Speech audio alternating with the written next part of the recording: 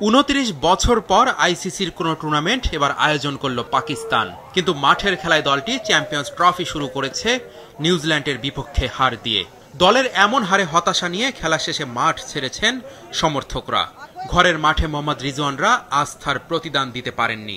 শাহিন আফ্রিদি, হারিস রৌফরা বেশ খরুচে বোলিং করেছেন, এমনকি ব্যাটাররাও ব্যর্থ ছিলেন 300 রান করতে। তাই ম্যাচ শেষে দেশটির ক্রিকেট প্রেমীরা বেশ ক্ষুব্ধ।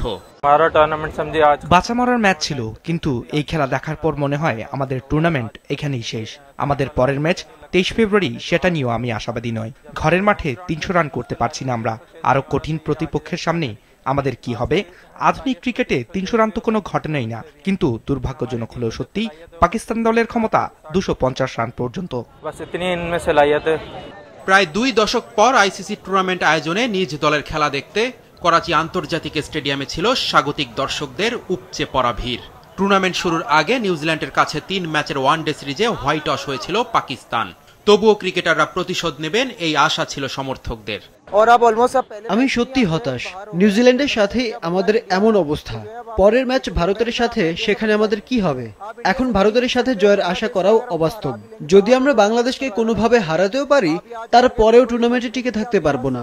আমরা শুধু নিউজিল্যান্ডের সাথে ম্যাচই হারিনি, সেই সাথে চ্যাম্পিয়ন্স ট্রফি থেকেও ছিটকে গেছি।